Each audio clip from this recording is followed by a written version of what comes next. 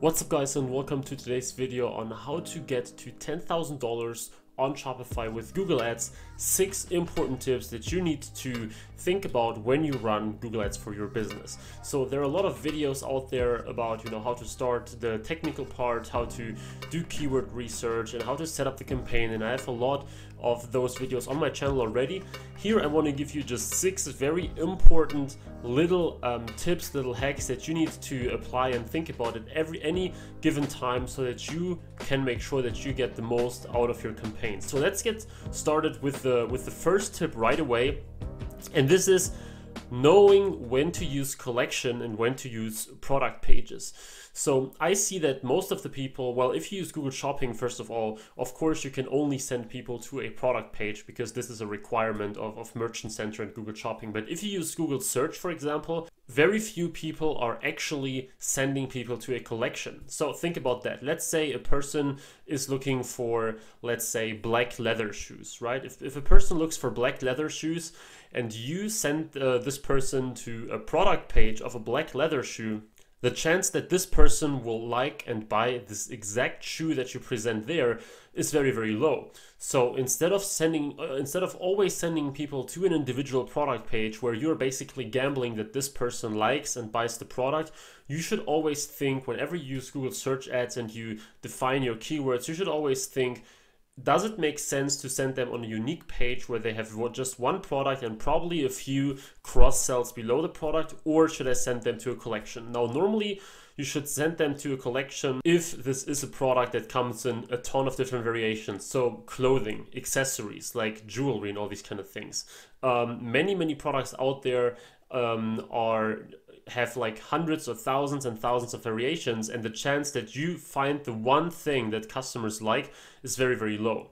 So for these type of products, I highly recommend that you use collections and then let the customer decide, but suddenly they have like 100 different options to choose from, and you are much more likely that one of them will actually be interesting for them and that they go to the product and then buy it. And if there is a product that is very specific, either because the customer entered a very specific search query, like, I don't know, pink cartoon shoes for girls or something like that, then you can think about sending them to an individual product page instead of a collection page. Or if they enter a product that per definition is so specific that you don't have hundreds of variations. So this is the first very important tip.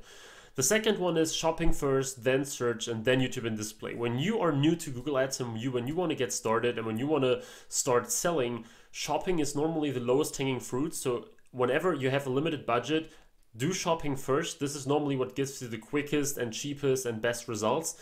If this doesn't work, or if you want to scale, try Google Search, where you can define your own keywords, like buying intent keywords, or you can research keywords that are most profitable, where you can define your whole strategy. You can send people to a collection page, like I said, you can do retargeting and all these kind of things. And then if you want to scale, or if this doesn't work for you, then think about YouTube and display. The reason why I put YouTube and display last is typically they require the most budget because you want to test all kind of things, especially on display. So I would probably say that shopping, search, then YouTube, and then display. So display being the last and YouTube being the third here. If you have some money to play with, and if you have the capacity to create some cool video ads, and by the way, I made a video about this on the channel as well, then YouTube can be a great idea to find highly qualified leads that may turn into customers, but it's not the lowest hanging fruit. And if you want to go from easy to hardest, if you want, then this order here definitely makes the most sense and you should consider it. So the third tip is consider high ticket before selling the common cheap stuff. This is insanely important. I still see the majority of people selling products for like $10, $20, $30. And of course this is possible and you can be profitable, but it's just so much harder than if you decide to sell high ticket stuff. Now, I told you multiple times that my most successful store so far was a high ticket store where I sold products for $500 to $600. And this is also the reason why I am putting together the high ticket training with a high ticket free training as well in the beginning that you can find in the description. If you check it out, there is a link to the free training that I'm about to host in roughly 1 week, probably a little more. But high ticket selling is so important, especially on Google Ads, because you can basically make hundreds of dollars per sale depending on the product And of course, this is way better than, barely breaking even if you make a sale, because the advertising is so expensive. Now, of course, it's normally more expensive a click is normally more expensive on $1,000 item than on a $10 item, because your competition is aware of this as well. But it's not that much higher. Like, you may spend 50 cents on a $10 item and $1.50 on a $1,000 item. And of course, the numbers here there are highly in favor for the high ticket product. As I told you multiple times, some of my students in my eCom PPC Academy course are also crushing it with high ticket, selling products for over $1,000. So this is something I highly recommend. Number 4 is listen to early indicators of success or failure, like, for example, add to cart, session duration, bounce rates, and your Hotjar analysis. So I know it can be frustrating if you don't make sales immediately and you don't really know whether a product will be successful or not. And there's no way on earth that you can tell up front, but you need to basically work with the information you get. And these are the 4 most common things: add to cart, session, bounce rates, and Hotjar analysis, or other software like Lucky Orange. If you get add to carts but no sales, it means you're probably onto something. If you get a very long session duration that you can check on Google Analytics, like people spending 2 minutes on your site, you know that you're doing something right, that your offer is interesting, that your site is compelling, but probably, you have to change your price, probably you have to add some more information, probably you have to convince them a little better. Bounce rate, same thing as session duration. Here, people leave immediately means your site and your offer is really bad. And of course, Hotjar analysis, where you can track and look over people's shoulder and see what they are doing. And if you see that they're all doing like one common thing and leave at one common spot, this is probably something that you need to update and that you need to improve. But listen to early indicators of success or failure instead of always waiting for the final sale. If you don't get an add to cart after 60 clicks, if your session duration is like 3 seconds, then you probably know that this is very unlikely to succeed. Now, of course, it could be that you get no add to carts, but the first add to cart that you get is also a sale. But at some point you have to draw the line, you have to cut it up and say, if the indicators are not in favor of this product or of this campaign, then I need to stop and I need to move on, which is very important. Then number 5, focus on your most promising 10 to 20 products for Google Shopping instead of submitting everything. So many people I know, they just go ahead, and because Google Shopping is so easy, they just submit everything and they're testing like 200 products at once. And I also know many gurus who say that this makes sense, but I can tell you this is literally one of the worst things you can do, because now suddenly all of your products get like 5 clicks, 10 clicks, 3 clicks, 20 clicks, and you can never really test the product because you have such a small sample size for any single product. So what I recommend is that you pick the most promising ones.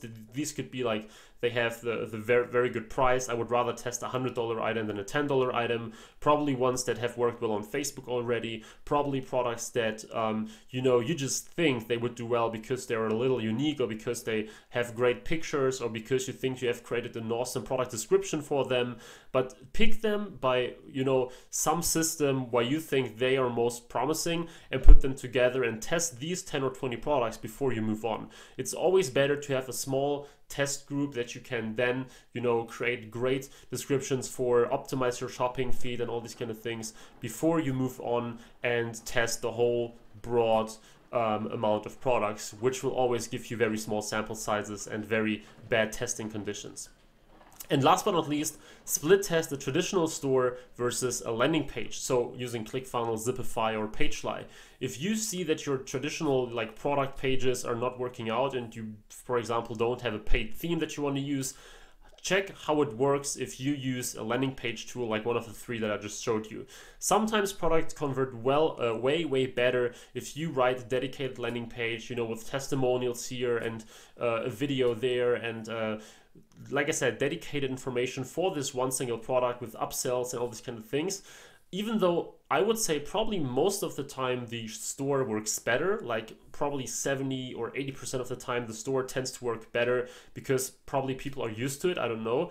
The times where the landing page works better, in these cases, the landing page is highly outperforming the store. So store works better the majority of times, but if the landing page works better, then it works like 5 times better than the store. At least this was my experience so far from myself and a lot of clients. So think about that. If you're not successful with the store, try landing page and the other way around. Make sure that you have tested both of them once, especially if you use those very simple free themes on Shopify where you cannot do much and where you have very simple setup.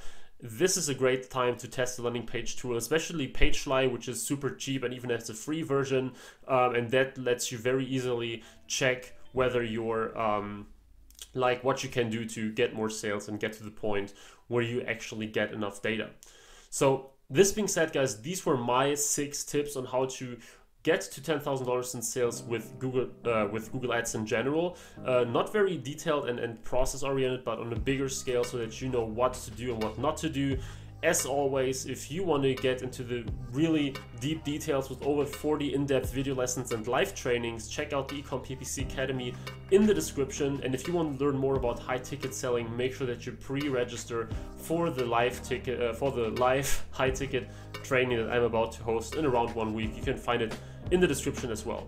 So this being said, guys, again, thanks for watching. I really hope that you got a ton of value out of this video. If you did, please leave a like, please subscribe for more, and I will hopefully see you in the next video, guys. Bye bye.